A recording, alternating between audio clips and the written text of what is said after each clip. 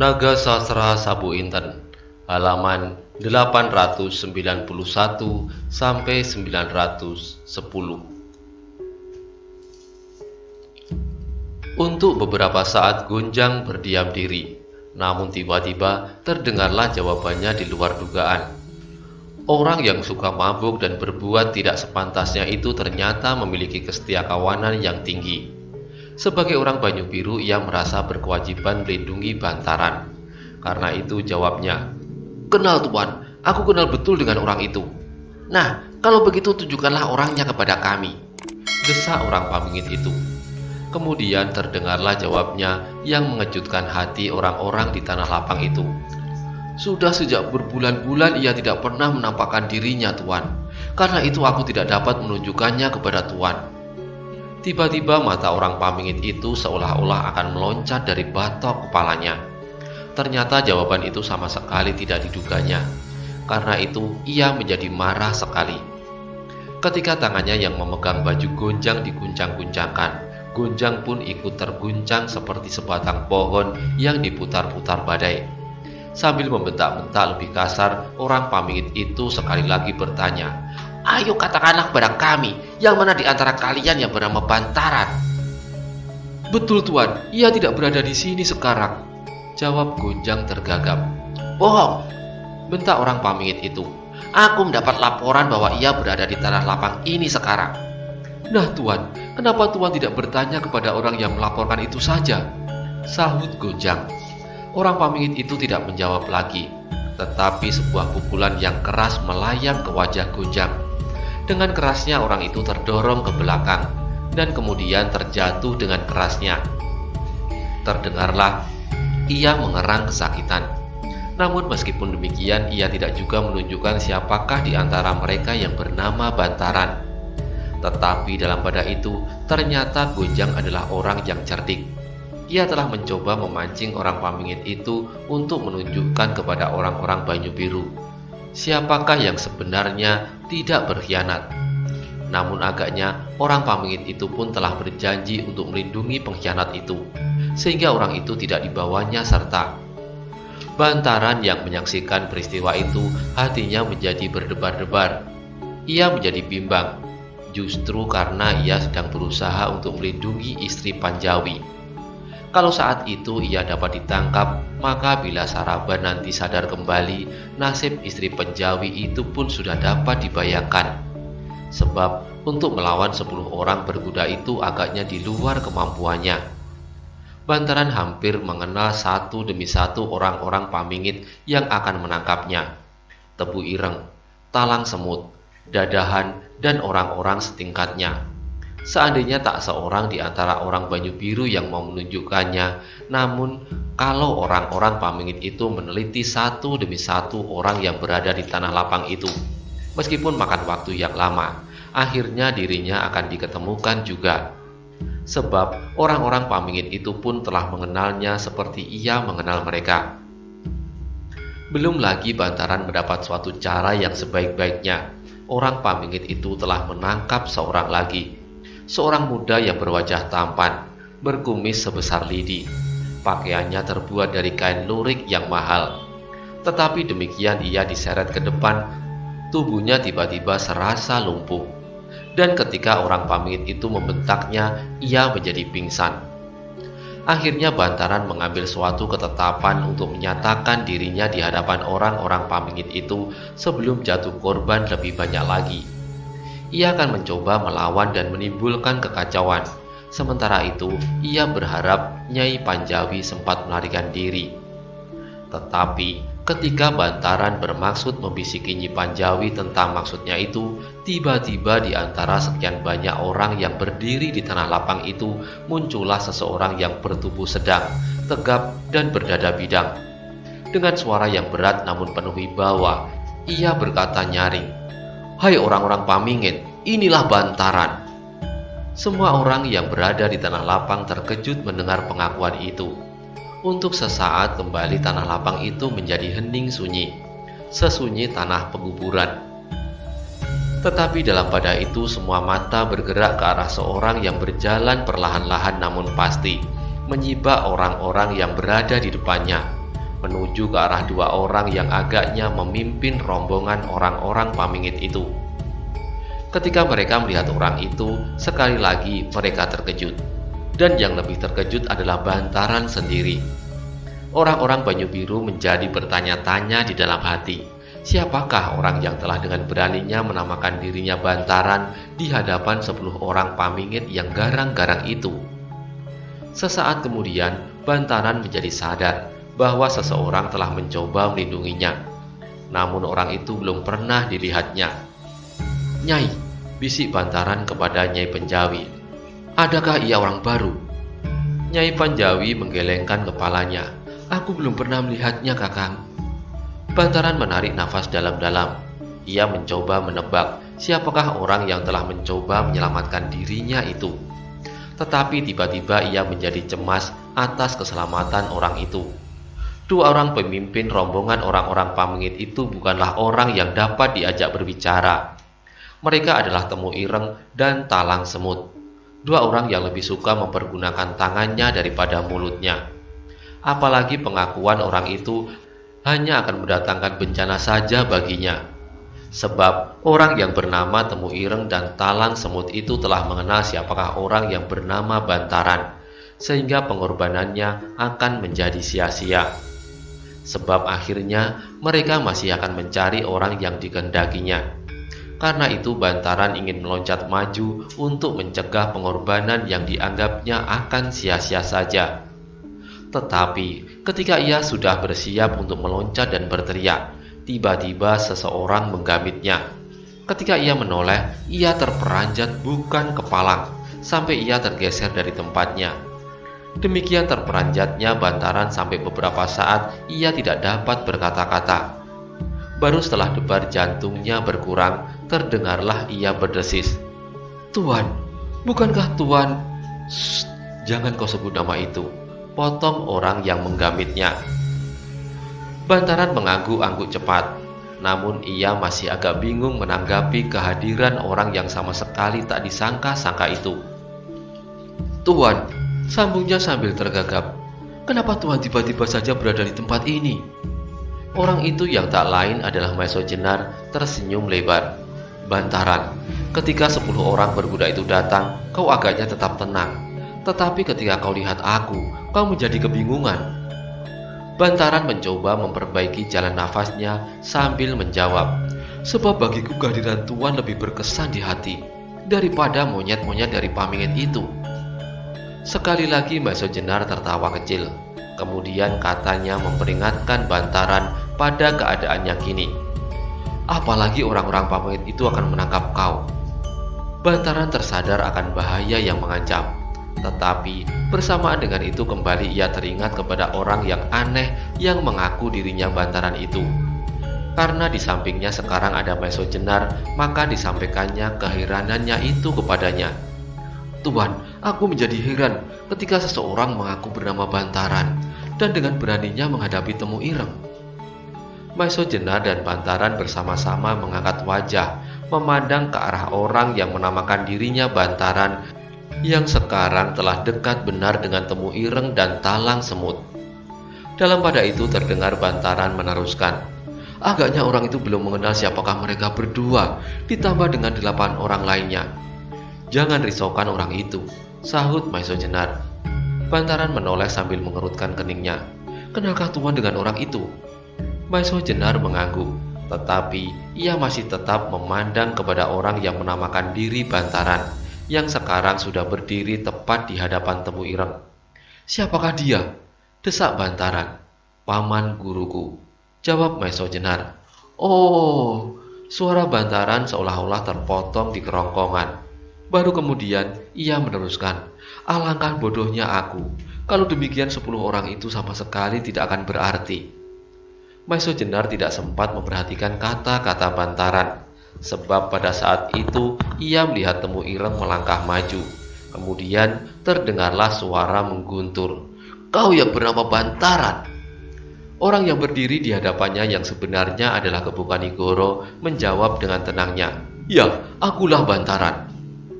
Sekali lagi Temu Ireng memandang orang yang berdiri di hadapannya itu tanpa berkedip. Kemudian terdengarlah ia tertawa terbahak-bahak, tertawa yang menegaskan kemarahannya yang hampir memecahkan dadanya. Dan ketika suara tertawa itu tiba-tiba terhenti, terdengarlah ia berkata dengan kerasnya kepada kawannya yang masih berada di atas kudanya, "Hei Adi Talang Semut, agaknya mataku telah rusak. Coba katakan kepadaku, adakah orang ini bantaran?" Orang-orang yang berada di tanah lapang itu hatinya menjadi tegang. Mereka sama sekali belum pernah mengenal orang aneh yang mengumpankan dirinya itu. Tetapi di samping itu, orang-orang yang mula-mula mengumpati bantaran di dalam hati menjadi malu. Kalau orang yang belum mereka kenal saja bersedia melindungi pemimpin Banyu Biru itu, bukankah kewajiban orang Banyu Biru sendiri untuk berbuat lebih banyak lagi? Dalam pada itu, Talang Semut tidak kalah marahnya. Ia mendorong kudanya maju mendekati Kebu Kanigoro. Semakin dekat ia dengan Kanigoro, semakin teganglah setiap wajah yang menyaksikan peristiwa itu. Tidak pula kalah tegangnya wajah bantaran, bahkan sampai ia menggigit bibirnya sendiri. Talang Semut ternyata tidak menjawab pertanyaan Temu Ireng dengan kata-kata. Sedemikian marahnya ia karena ia merasa dipermainkan oleh orang yang belum dikenalnya, yang disangkanya juga orang Banyu Biru yang ingin melindungi pemimpinnya. Sehingga Talang Semut merasa tidak perlu bertanya-tanya lagi. Maka ketika kudanya telah dekat benar dengan tubuh Kebu Kanigoro, diangkatnya cambuknya tinggi-tinggi sambil menggeram keras. Cambuk itu sekali menggeletar di udara, dan seterusnya dengan derasnya menyambar tengkuk Kebu Kanigoro. Hampir semua orang yang menyaksikan peristiwa itu seakan-akan berhenti bernafas. Talang Semut bagi orang Banyu Biru tak ubahnya seperti hantu peminum darah. Sekali ia turun tangan, maka hampir dapat dipastikan bahwa korbannya tak akan dapat lagi melihat matahari terbit. Demikianlah mereka menyangka bahwa orang yang mengaku bernama Bantaran itu akan menjadi korban kemarahan Talang Semut. Tetapi sekejap kemudian, dada mereka terguncang menyaksikan akibat perbuatan Talang Semut. Bahkan beberapa orang yang menjadi tak begitu percaya kepada mata mereka. Sebab apa yang mereka saksikan sama sekali di luar dugaan mereka. Ketika cambuk itu melayang ke arah tubuhnya, Kebu Kanigoro meloncat dengan tangkasnya, menangkap tangkai cambuk itu. Dengan keras sekali ia menariknya. Tetapi agaknya Talang Semut memegang cambuk itu sedemikian eratnya sehingga cambuk itu tak terlepas dari tangannya. Tetapi ternyata kekuatan Talang Semut bukanlah tandingan Kebu Kanigoro. Sehingga ketika Kanigoro menariknya lebih keras lagi, tubuh Talang Semutlah yang ikut terseret dari kudanya. Karena Talang Semut tidak menduga, maka untuk sesaat ia kehilangan akal. Ketika ia sadar, tangan Kebu Kanigoro telah memegang bagian depan bajunya sedemikian erat, dan sebuah pukulan melayang tepat ke arah pelipisnya. Semuanya itu berlangsung sedemikian cepatnya sehingga Talang Semut tidak mempunyai kesempatan sama sekali untuk membela diri. Yang terjadi kemudian adalah pelipisnya seolah-olah membentur dinding baja. Begitu kerasnya sehingga tiba-tiba saja matanya menjadi berkunang-kunang. Sesaat kemudian ia sama sekali tidak sadarkan diri, dan tubuhnya yang sudah tak berdaya itu jatuh terkulai di tanah, pingsan. Temu Ireng melihat peristiwa itu terjadi di depan hidungnya, tetapi ia seolah-olah terpukau oleh suatu kekuatan gaib. Bermimpi pun tidak, bahwa ada orang yang dapat sedemikian mudahnya mengalahkan Talang Semut. Yang pernah didengar Temu Ireng adalah orang yang paling sakti di Banyu Biru adalah Ki Ageng Surodipoyono. Dan orang yang telah melakukan sesuatu keajaiban itu adalah seorang yang masih terhitung muda. Tiba-tiba Temu Ireng sampai pada suatu kesimpulan bahwa hal itu terjadi atas kesalahan Talang Semut sendiri. Sebab agaknya ia kurang berhati-hati. Dengan demikian ia kehilangan kesiagaan diri. Karena itulah kemudian dengan menggeram Temu Ireng mencabut goloknya dan dengan berteriak keras ia langsung menyerang Kebu Kanigoro. Dalam pada itu, Dadahan beserta kawan-kawannya telah menyaksikan bagaimana talang semut dijatuhkan oleh orang yang mengaku bernama Bantaran. Karena itu, mereka tidak mau membiarkan Temu Ireng bertempur seorang diri. Dengan demikian, mereka beramai-ramai menyerang Kebu Kanigoro. Namun, Kebu Kanigoro adalah seseorang yang hampir sempurna dalam ilmunya. Ilmu tata berkelahi dari keturunan ilmu perguruan Pengging. Karena itu, meskipun kecepatan 4 orang penyerangnya bersama-sama dari atas punggung kuda, namun ia sama sekali tidak gugup. Bahkan kemudian dengan lincahnya, ia menyambut setiap serangan yang datang. Dengan demikian, terjadilah suatu pertempuran yang ribut. 4 orang berkuda bertempur melawan seorang yang meloncat-loncat dengan lincahnya di antara derap kaki-kaki kuda. Bahkan kemudian, keempat penunggang kuda itu kadang-kadang menjadi bingung karena kuda-kuda mereka saling melanggar. Sesekali kalau Kebu Kanigoro sempat, ditusukkanlah jari-jarinya yang kuat itu ke perut salah satu kuda yang bersimpang siur di sekitarnya, sehingga dengan terkejut kuda itu meringkik dan melonjak-lonjak. Beberapa penunggang kuda yang lain masih berusaha untuk dapat mengawasi seluruh tanah lapang, supaya orang yang sesungguhnya dicari tidak melepaskan diri.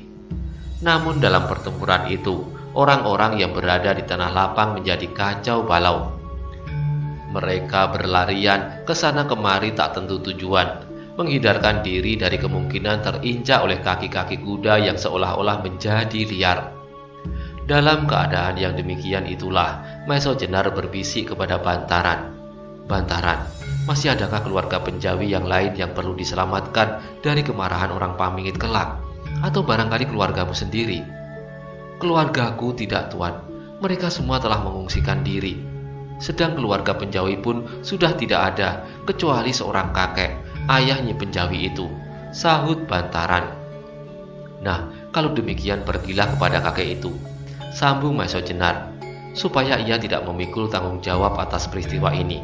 Sebab mungkin besok atau lusa Saraban benar-benar menjadi gila.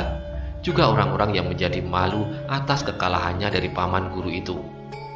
Bantaran mengangguk-angguk, tetapi ia masih bertanya, "Lalu bagaimanakah dengan Tuan dan Nyi Penjawi?" "Tinggalkan Nyi Penjawi ini padaku," jawab Maeso Jenar. "Nanti kita dapat bertemu di tepi Sendang Putih. Kuda kami tinggalkan di sana." Sekali lagi Bantaran mengangguk. "Di samping itu," lanjut Maeso Jenar, "aku ingin mendapat keterangan darimu tentang pasukan-pasukan yang telah kau persiapkan bersama-sama dengan Penjawi. Mungkin sebentar lagi kita memerlukannya." "Baiklah Tuan," sahut Bantaran. "Hati-hatilah," bisik Maeso Jenar kemudian. "Aku harap kita dapat bertemu sebelum fajar." Setelah berpesan kepada Nyi Penjawi untuk mengikuti segala petunjuk Maeso Jenar, Bantaran kemudian ikut serta menghanyutkan diri dalam kekacauan yang terjadi. Demikian pula Maeso Jenar, dengan menggandeng Nyi Penjawi berusaha mencari kesempatan untuk melepaskan diri dari daerah tanah lapang yang terkutuk itu. Usaha Maeso Jenar itu tidaklah terlalu sukar. Dalam puncak kekacauan, kelima orang berkuda yang berusaha mengawasi orang-orang di tanah lapang itu ternyata tidak dapat menguasai keadaan. Ditambah dengan usaha Kebu Kanigoro menyeret titik pertempuran itu semakin ke arah tengah, sehingga keadaan menjadi semakin kacau. Akhirnya beberapa orang berbondong-bondong berlarian meninggalkan lapangan itu tanpa menghiraukan apapun. Meskipun kelima orang Pamingit itu berusaha untuk tetap menahan orang-orang itu di lapangan, namun usaha mereka tidak berhasil. Bahkan akhirnya mereka terpaksa melepaskan orang-orang berlarian ke sana kemari, karena kuda-kuda mereka seolah-olah menjadi gila dikejutkan oleh teriakan-teriakan orang yang ketakutan. Sesaat kemudian, lapangan itu telah menjadi kosong, kecuali Kebu Kanigoro yang masih terus bertempur melawan orang-orang berkuda dari Pamingit itu. Apalagi kini kelima orang yang lain yang tidak berhasil menahan orang-orang Banyu Biru di lapangan, ingin menumpahkan kemarahannya mereka kepada orang yang menamakan dirinya Bantaran. Sebab orang itulah sumber dari kekacauan dan kegagalan mereka menangkap Bantaran. Dalam pada itu, Kebu Kanigoro merasa bahwa tugasnya sudah selesai. Ia yakin bahwa Bantaran dan Mesojenar telah berhasil menyelamatkan Nyi Penjawi. Karena itu, ia harus segera mengakhiri pertempuran. Demikianlah, Kebu Kanigoro mulai bertempur dengan sepenuh tenaga. Ia tidak saja menghindari serangan-serangan orang Pamingit itu, tetapi ia pun telah mulai menyerang mereka. Ketika seekor kuda dengan penunggangnya yang garang bersenjata sebilah pedang yang gemerlapan menyerangnya, Kebu Kanigoro tidak saja menghindari serangannya, tetapi tiba-tiba ia pun meloncat ke atas punggung kuda itu. Lawan-lawannya yang menyaksikan perbuatannya menjadi heran, bahkan menjadi kebingungan untuk beberapa saat. Lebih-lebih penunggang itu sendiri. Ketika ia masih belum sadar, terasalah sebuah pukulan yang dahsyat mengenai tengkuknya. Sesudah itu, tubuhnya dengan kerasnya terlempar dari punggung kudanya dan seterusnya tidak sadarkan diri. Sedang pedangnya yang gemerlapan kini telah berada di tangan Kebu Kanigoro. Maka mulailah Kebu Kanigoro bertempur melawan 8 orang, tetapi kini dengan pedang di tangan. Sebagai seorang yang memiliki ilmu yang tinggi, maka Kebu Kanigoro selalu dapat menempatkan dirinya pada keadaan yang menguntungkan. Dengan tangan kiri memegang kendali kuda, sedang dengan tangan kanan ia mengayun-ayunkan pedangnya berputar-putar dahsyat. Ia dapat mempergunakan hampir seluruh tanah lapang itu sebaik-baiknya. Sekali-sekali ia melarikan kudanya menjauhi lawan-lawannya. Kemudian dengan tangkasnya ia memutar kudanya cepat-cepat untuk menghadapi lawannya yang paling depan. Dengan demikian ia dapat memancing pertempuran melawan orang-orang Pamingit itu hampir satu persatu. Dan satu persatu pula mereka dapat dirobohkan. Pedang di tangannya itu seolah-olah merupakan patuk seekor burung Garuda yang bertempur melawan 8 ekor serigala. Sekali-sekali Garuda itu terbang tinggi, kemudian menukik cepat, dan dengan paruhnya yang runcing tajam dibinasakannya serigala itu satu persatu. Demikianlah, akhirnya pedang Kanigoro itu telah berhasil melukai orang kelima di pundak kanannya. Demikian hebat luka itu, sehingga akhirnya seperti keempat orang yang lain, orang itu jatuh tersungkur di tanah dengan tubuh lemas tak berdaya. Kini tinggallah 3 orang lagi. Tentu saja ketiga orang itu mengerti bahwa lawannya bukanlah manusia setingkat mereka. Kalau semula mereka 8 orang tidak mampu mengalahkannya, apalagi kini tinggal 3 orang lagi. Bagaimanapun juga beraninya orang-orang Pamingit itu, namun mereka harus melihat suatu kenyataan bahwa mereka bertiga tidak akan mungkin memenangkan pertempuran itu. Karena itu selagi nyawa mereka masih tinggal di dalam tubuh, serta selagi darah mereka masih belum tertumpah, maka tidak ada cara lain yang lebih baik daripada menghindarkan diri dari tanah lapang itu secepat-cepatnya. Untunglah kalau mereka sempat datang kembali dengan membawa bantuan. Syukurlah kalau Sawung Sariti atau lebih-lebih Ki Ageng Lembu Suro sendiri yang kebetulan sedang berada di Banyu Biru dapat menyaksikan ketangkasan orang itu. Maka setelah mereka masing-masing berpikir dan mengambil suatu keputusan yang seolah-olah diatur bersama, maka ketika salah seorang daripadanya memutar kudanya dari tanah lapang itu sambil memperingatkan kawan-kawannya bahwa lebih baik menyelamatkan diri serta membawa bantuan lebih banyak lagi, sehingga berhamburlah ketiga ekor kuda itu dengan penunggangnya meninggalkan Kebu Kanigoro secepat mungkin. Kebu Kanigoro memandang ketiga orang yang meninggalkan gelanggang itu sambil mengusap peluhnya. Kemudian matanya berkisar dari satu tubuh ke tubuh yang lain yang masih terkapar di tanah lapang itu. Ia mengharap agar kemudian kawan-kawan mereka segera datang dan merawat luka-luka mereka. Sebab Kebu Kanigoro sama sekali tidak bermaksud membunuh mereka semua. Kalau di antara terpaksa ada yang menghembuskan nafas penghabisan, itu adalah di luar kemauannya. Sebab dalam bermain dengan air, pastilah ada di antaranya yang terpercik dan menjadi basah karenanya. Setelah itu, segera Kebu Kanigoro teringat pada Mesojenar dan Bantaran. Dengan Mesojenar ia berjanji untuk segera kembali ke tempat kuda-kuda mereka tertambat. Karena itu sebelum keadaan menjadi lebih buruk, segera Kebu Kanigoro meloncat dari kudanya dan berlari lewat jalan semula, pergi ke Sendang Putih. Ia terpaksa menyusur jalan-jalan sempit dan halaman-halaman kosong seperti yang dilaluinya semula, karena ia tidak mengenal daerah dan jalan-jalan lain di Banyu Biru. Tetapi dengan demikian, beruntunglah ia, karena sesaat kemudian lamat-lamat ia mendengar derap kuda, jauh lebih banyak dari semula, menuju ke tanah lapang di mana ia baru saja bertempur. Karena itulah ia segera mempercepat larinya supaya tidak terkejar oleh orang-orang yang pasti akan mencarinya. Kanigoro menyusup ke semak-semak, mengambil jalan yang memotong. Ia menjadi agak lega dan memperlambat larinya, apalagi ia terpaksa berusaha mengenal kembali jalan setapak yang dilaluinya itu, supaya ia tidak tersesat. Beberapa lama kemudian sampailah ia di tempat mereka berjanji untuk bertemu. Di situ telah menanti Maiso Jenar, Bantaran, Nyi Penjawi, dan seorang kakek tua, ayah Nyi Penjawi. Dengan tersenyum Maiso Jenar menyambut kedatangan Kebu Kanigoro. Katanya, "Sudah puaskah kakak bermain-main dengan orang Pamingit?" Sambil duduk di samping Maiso Jenar, Kebu Kanigoro menjawab sambil tersenyum pula. "Mereka adalah kawan bermain yang baik. Orang-orang Pamingit itu ternyata ahli menunggang kuda." Dengan tersenyum pula Maiso Jenar menjawab, "Sayang, mereka tidak dapat bermain-main dengan senjata sebaik mereka naik kuda."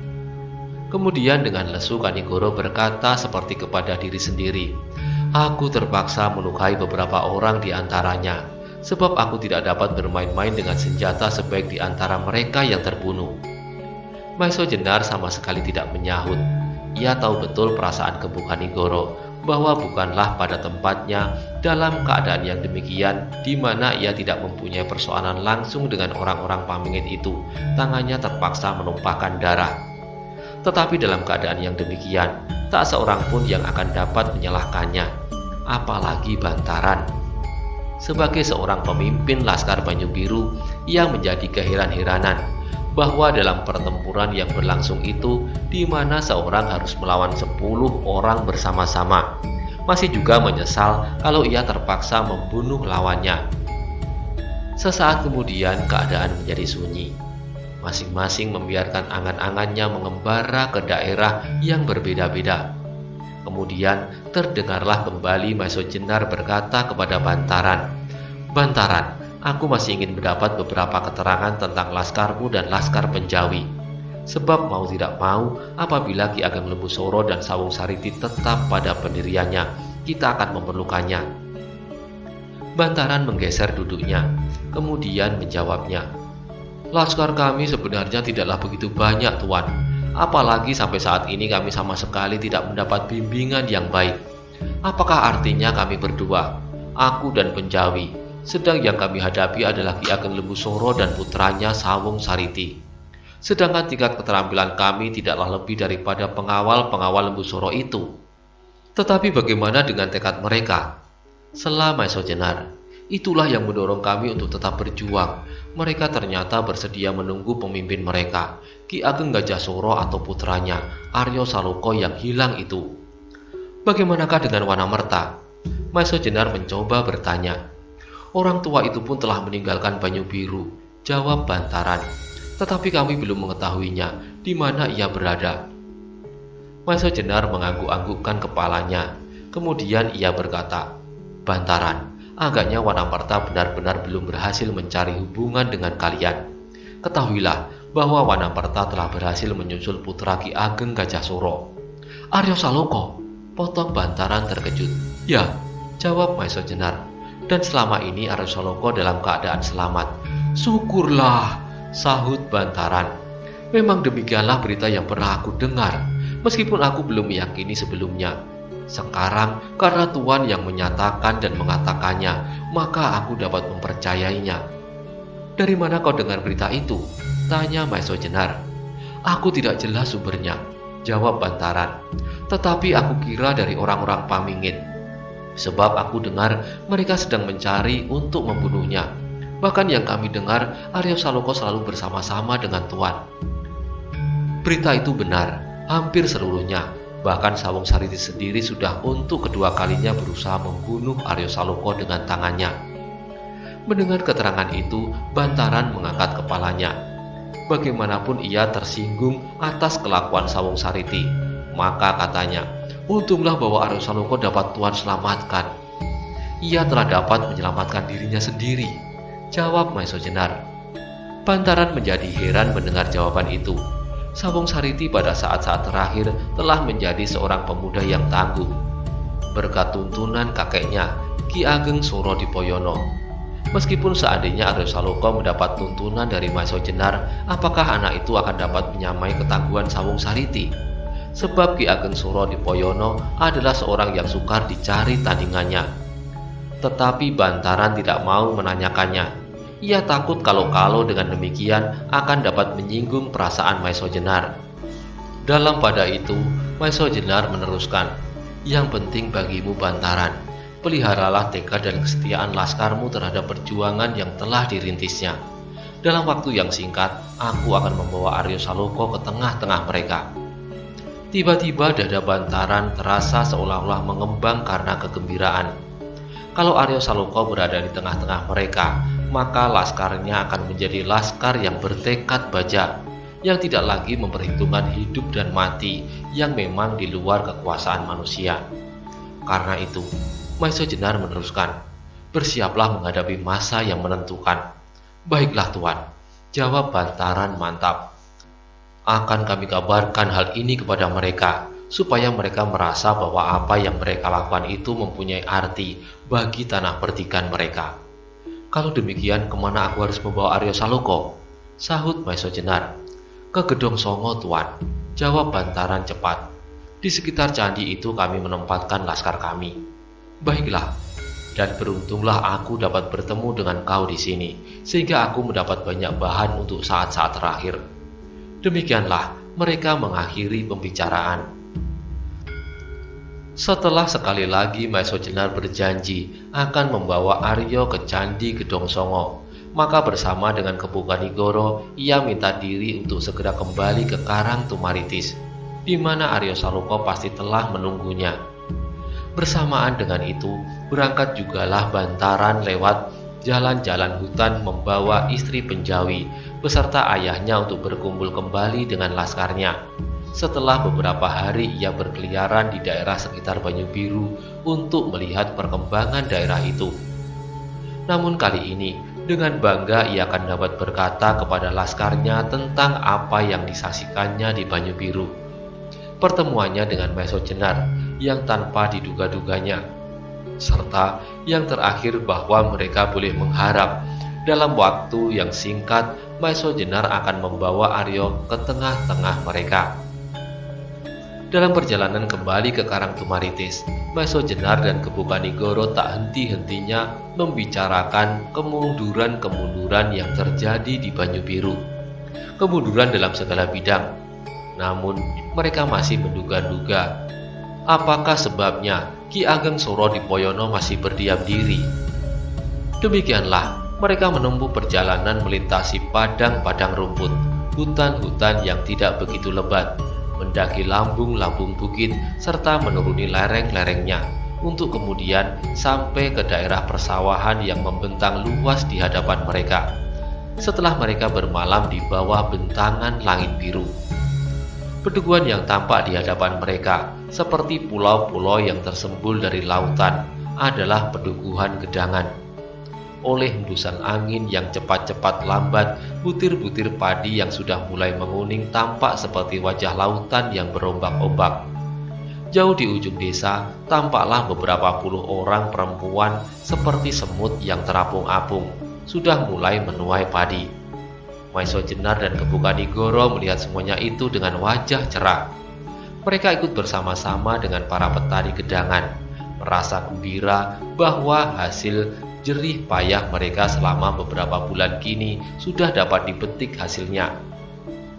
Lebih daripada itu, Maiso Jenar melihat benar-benar kemajuan yang telah dicapai oleh pedukuhan kecil ini dalam bidang pertanian.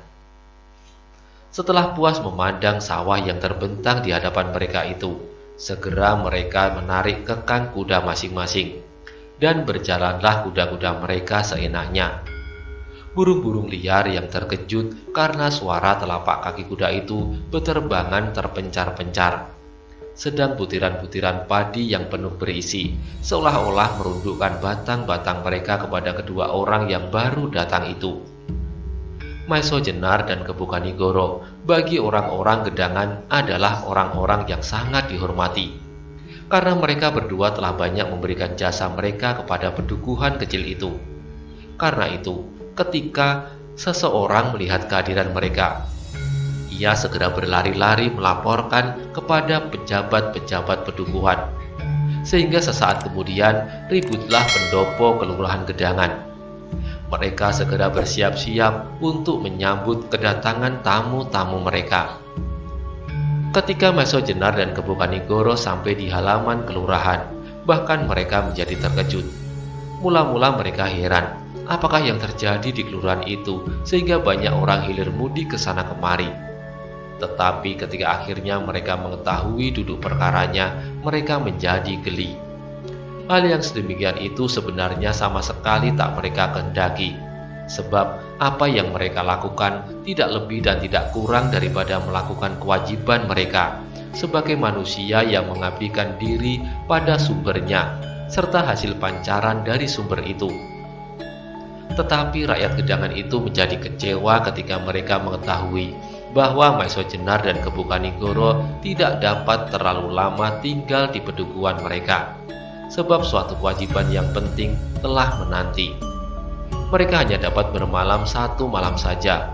Untuk seterusnya, mereka minta diri meneruskan perjalanan ke Karang Tumaritis. Sedang kuda-kuda yang mereka pinjam masih belum mereka kembalikan. Bahkan, Maiso Jenar telah berpesan apabila diperlukan mereka masih akan meminjamnya lebih banyak lagi nanti. "Berapa ekor lagi yang akan Tuan perlukan?" tanya Wiradapa. 5 atau 6 ekor, jawab Maiso Jenar kepada lurah Gedangan itu. "Baik Tuan, kuda-kuda itu akan kami sediakan sejak hari ini," sahut Wiradapa, dan seterusnya ia berkata, "Kecuali itu, perkenankan kami mengundang Tuan berdua beserta sahabat dan putra-putra Tuan untuk mengunjungi pedukuhan kami ini pada akhir bulan." "Apakah keperluan kalian?" tanya Maiso Jenar. "Kami akan mengadakan upacara bersih desa sebagai pernyataan terima kasih dan kegembiraan kami atas karunia Tuhan yang telah menjadikan sawah-sawah kami bertambah subur, serta tanaman-tanaman kami selamat dari gangguan hama." Maiso Jenar dan Kebu Kanigoro tersenyum. "Baiklah," jawab mereka hampir bersamaan. Maiso Jenar dan Kebu Kanigoro segera berangkat ke bukit kecil yang dinamai oleh penghuninya Karang Tumaritis. Ketika matahari telah sampai di atas kepala mereka, sampailah mereka di atas bukit kecil itu. Perjalanan mereka di atas punggung kuda seakan-akan merupakan tamasya yang menyenangkan. Kedatangan mereka disambut dengan meriah oleh penghuni bukit kecil itu, para cantrik dan endang. Lebih-lebih lagi, betapa gembira hati Endang Widuri yang telah beberapa lama ditinggalkan oleh ayahnya. Untunglah bahwa saat itu ia sudah mempunyai kawan bermain yang dapat melayaninya, yaitu Roro Wilis. Aryo Saloko pun menjadi sangat gembira, sebab hanya dialah yang mengetahui, walaupun hanya sedikit, bahwa apa yang dilakukan oleh gurunya beserta Kebu Kanigoro adalah tugas yang berbahaya. Ketika mereka sudah beristirahat beberapa lama, bertanyalah Kebu Kanigoro kepada anaknya, "Widuri, apakah Panembahan dalam keadaan sehat?" Dengan manjanya Widuri menjawab, "Yang aku ketahui sepeninggal ayah, Panembahan mengurung dirinya di dalam sanggar sampai berhari-hari. Tak seorang pun yang diperkenankan ikut serta. Bahkan makanan pun telah dibawanya sendiri sejak Panembahan mulai dengan samadinya." Kebu Kanigoro mengangguk-anggukkan kepalanya. Tetapi tahulah ia dan juga Maiso Jenar tahu bahwa sebenarnya Panembahan Ismoyo pada saat itu sedang pergi meninggalkan padepokan untuk menyusulnya ke Pudak Pungkuran, di mana ia bersama-sama dengan Maiso Jenar sedang menemui Radite dan Anggoro. "Apakah beliau sekarang masih berada di dalam sanggar?" tanya Kanigoro kemudian. Widuri menggeleng, jawabnya, "Sudah hampir seminggu Panembahan pudar dari samadhinya." Sambil memandang kepada Maiso Jenar, Kebu Kanigoro berkata, "Kalau demikian baiklah, kita menghadap." Maiso Jenar menyetujuinya pula. Dan ketika mereka sudah melangkah sampai luar pintu pondok, menyusullah Aryo Saloka sambil berbisik, "Paman, Panembahan agaknya menyesal ketika aku katakan tentang kepergian paman berdua." Kanigoro dan Maiso Jenar terhenti, tetapi kemudian mereka berdua tersenyum.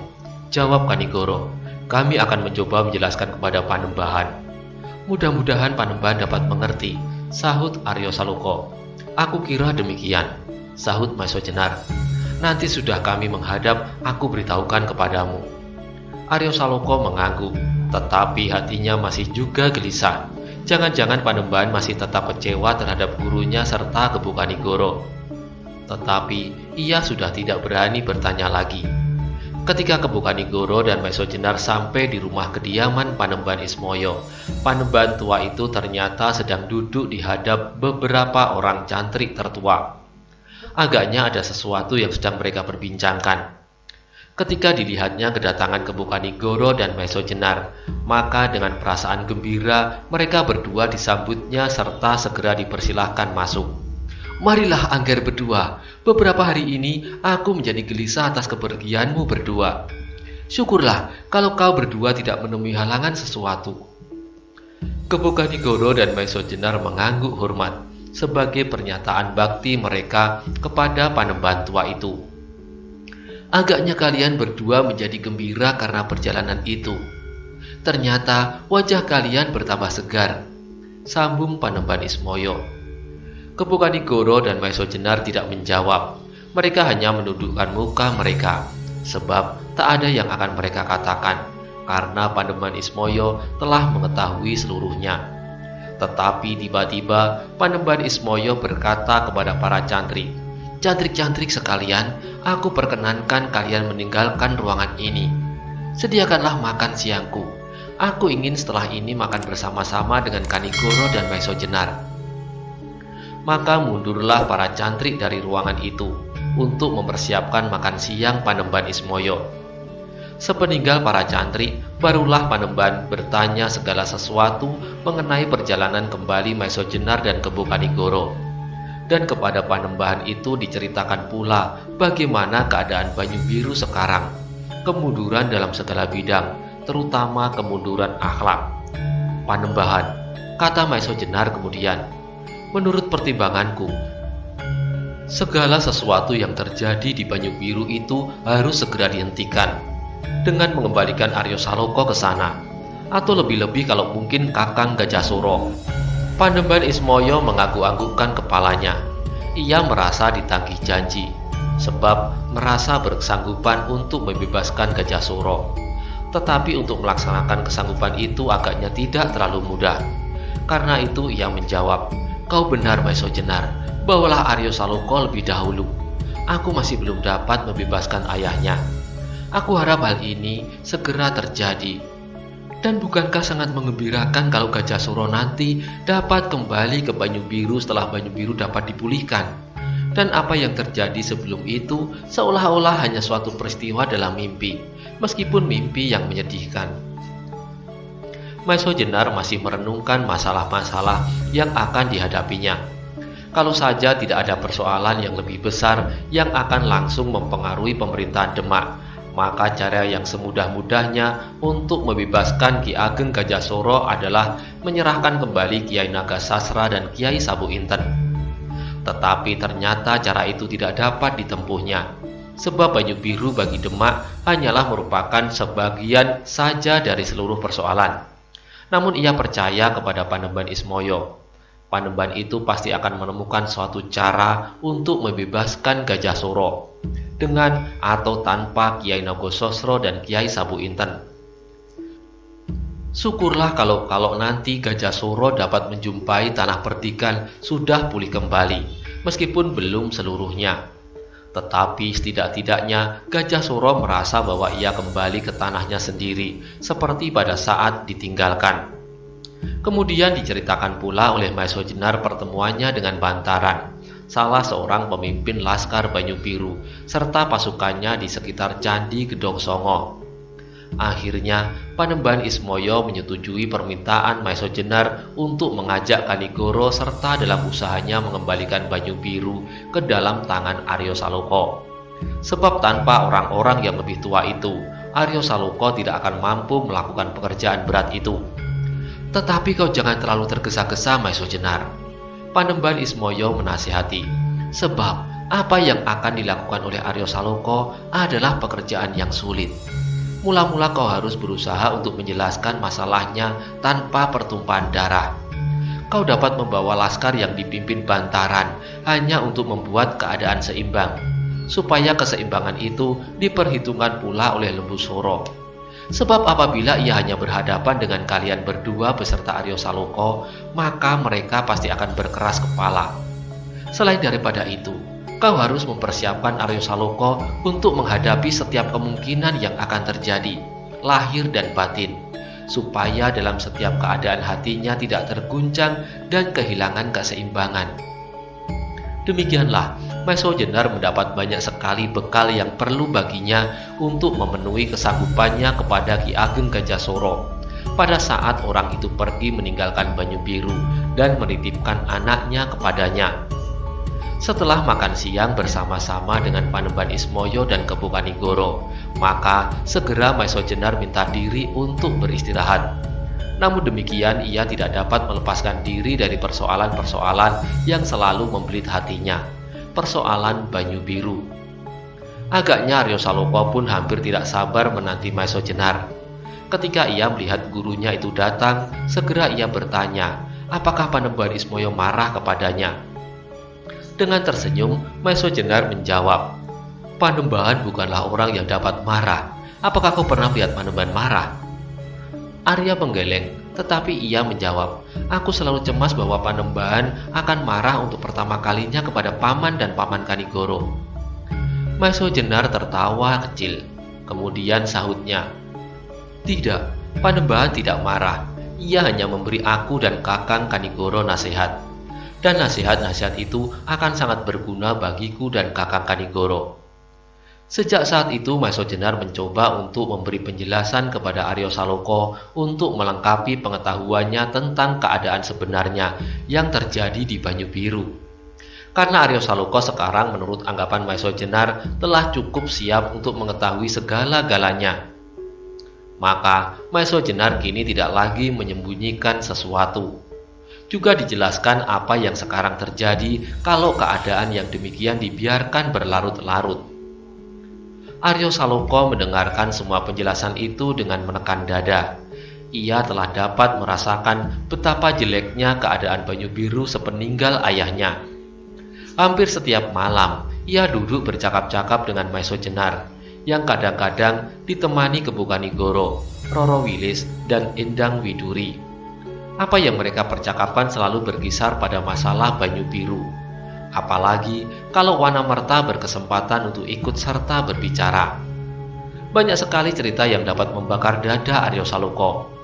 Sebagai orang tertua yang pada saat Gajasoro meninggalkan Banyu Biru menerima tanda pemerintahan pusaka Kiai Banca, dan yang selanjutnya kehadirannya di Banyu Biru oleh Ki Ageng Lembu Soro sama sekali tidak diperhitungkan. Bahkan disingkirkan dengan satu cara yang keji. Ia benar-benar sakit hati. Di samping semua penjelasan untuk mempersiapkan Aryo Saloka menghadapi keadaan-keadaan di tanah perdikan yang sudah kira-kira 5 tahun ditinggalkan, ia selalu menerima pula tuntunan-tuntunan lahiriah.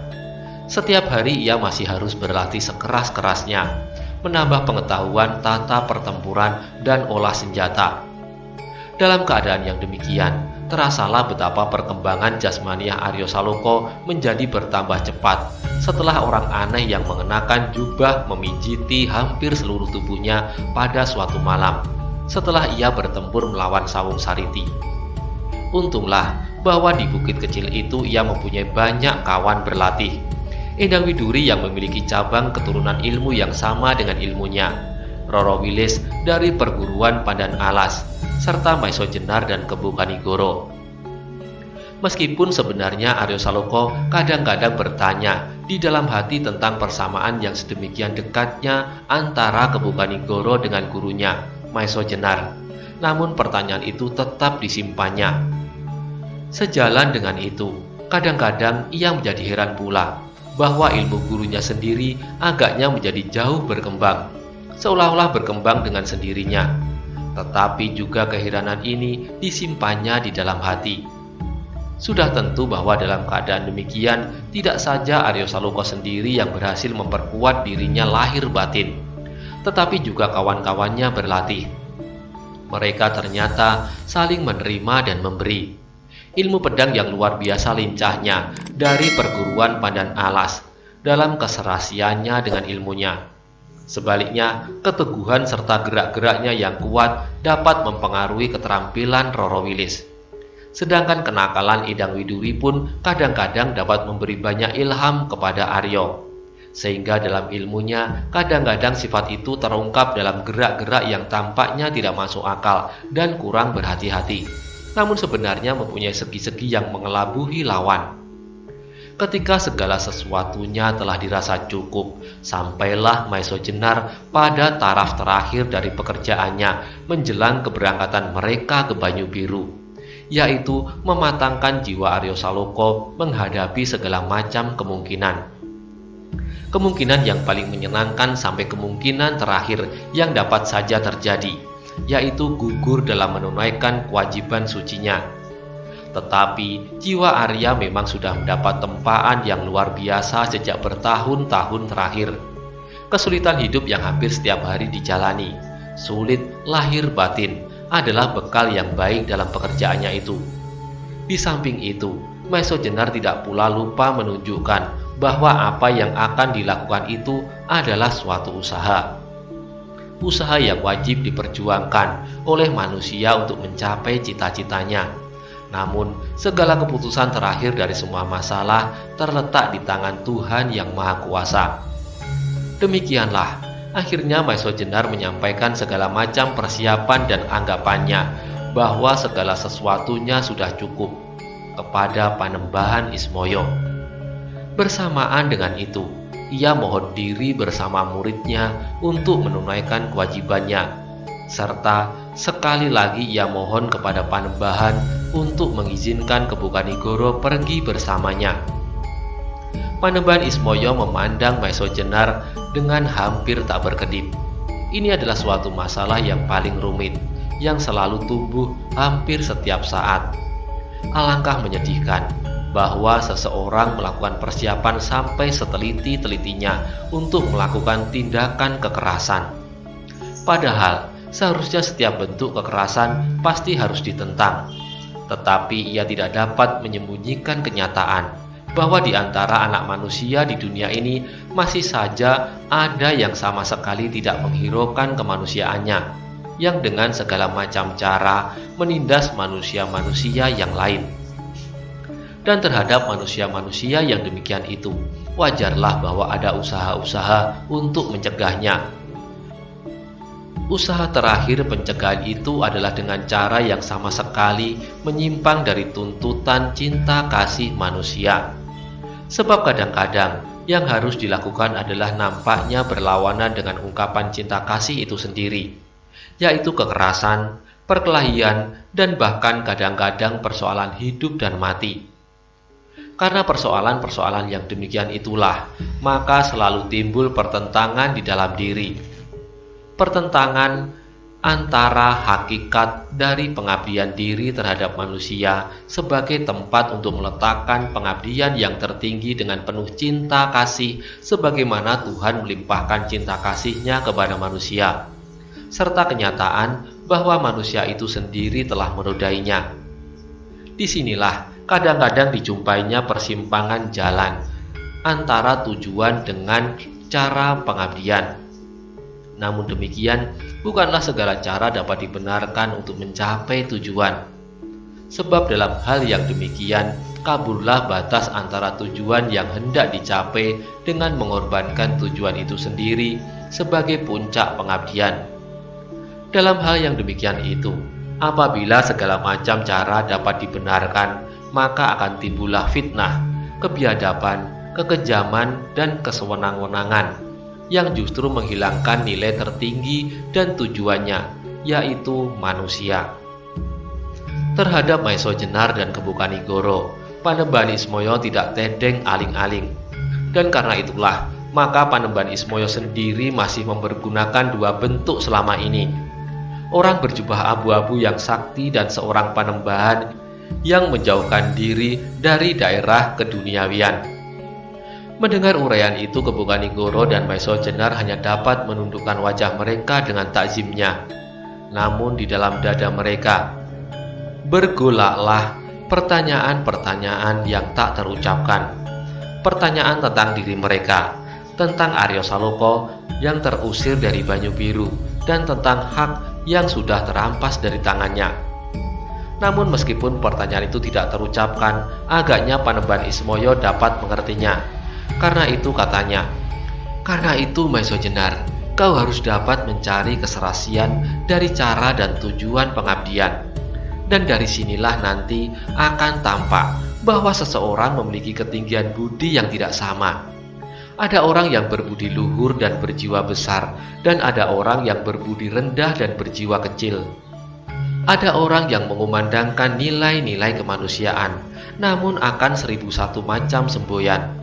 Tetapi nilai-nilai kemanusiaan itu tercermin dalam tindak tanduknya sehari-hari. Seseorang yang menganggap dirinya mendukung nilai-nilai kemanusiaan, tetapi ia mengorbankan manusia untuk mempertahankan kepentingan diri sendiri yang dipancangkannya di atas tumpukan bangkai-bangkai. Namun sebaliknya, ada orang yang dengan berdiam diri membangun nilai-nilai itu dalam lingkungan yang jauh dari pamrih untuk mencemerlangkan diri." Setelah berhenti sejenak, Panembahan Ismoyo meneruskan, "Karena itulah Maiso Jenar, aku tidak dapat mencegah Aryo Saloka untuk mengambil haknya kembali, untuk mengambil kekuasaan yang ada di Banyu Biru dari tangan adik atau pamannya. Sedang kekuasaan itu sendiri bukanlah hal yang selalu baik atau tidak baik. Hampir semua orang di dunia ini menginginkan kekuasaan, dalam bentuk yang besar atau dalam wujud yang lebih kecil, serta dalam lingkungan yang kecil pula. Namun yang harus dinilai kemudian adalah bagaimana kekuasaan itu dipergunakan." Kemudian Panembahan Ismoyo meneruskan lagi, "Akhirnya bahwa manusia yang mempunyai kekuasaan itulah yang menentukan bentuk dari kekuasaan yang berada di dalam tangannya. Apakah ia mengabdikan kekuasaan itu untuk nilai-nilai kemanusiaan, ataukah dengan kekuasaannya ia justru menghancurkan nilai-nilai kemanusiaan itu?" Setelah berhenti sejenak, Panembahan kembali berkata, "Maiso Jenar, aku harap kau dapat memahaminya. Selanjutnya aku mengharap bahwa Aryo Saloka akan dapat mendengarnya pula darimu. Karena kau adalah gurunya, maka aku kira kaulah orang paling dekat di hatinya. Kaulah yang akan dapat memberitahukan kepadanya bahwa kekuasaan yang berada kembali di tangannya nanti harus menemukan titik sasaran yang benar, seperti tombak lambang kebesaran Banyu Biru yang dibawanya itu. Tombak itu dapat dipergunakannya untuk melindungi diri serta orang lain. Namun tombak itu di tangan orang yang tidak bertanggung jawab dapat dipergunakan untuk membunuh kawan seiring. Nah, Maiso Jenar, pergilah. Tidak kepada kedudukan, harta benda dan nafsu. Dan pengabdianmu itu merupakan unsur terpenting dari kebaktianmu yang tertinggi, bakti dengan tulus ikhlas kepada Tuhan Yang Maha Esa." Maiso Jenar dan Kebukanigoro menundukkan wajahnya semakin dalam. Tak ada satu patah kata pun yang sisip dari hatinya, dari pendiriannya. Memang demikianlah tujuan pengabdian yang selama ini ditempuhnya. Karena itu, setiap kata yang diucapkan oleh Panembahan Ismoyo itu telah mempertebal keyakinannya. Di dalam hati ia berjanji untuk menuangkan pengertiannya itu sejauh-jauhnya kepada Aryo Saloka. Sebab di tangan Aryo Saloka lah letak kekuasaan Banyu Biru di masa datang. Rombongan itu mula-mula singgah di gedangan untuk mendapat pinjaman kuda. Di samping mereka memenuhi undangan Wiradapa untuk mengunjungi upacara bersih desa. Upacara yang diselenggarakan setiap para penduduk gedangan selesai dengan musim menuai padi. Demikian pula kali ini, mereka bersukaria karena panenan mereka berhasil. Pada malam itu, ketika rombongan Maisojenar bermalam di gedangan, suasana desa itu benar-benar meriah. Mereka menyelenggarakan peralatan bersama di sebuah tanah lapang kecil di tengah-tengah desa mereka.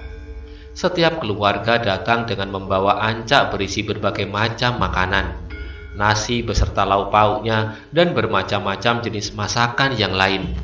Bahkan ada yang membawa jodang penuh dengan masakan yang enak, makanan jadah, jenang alot, tasikan, sagon, lapis, dan sebagainya.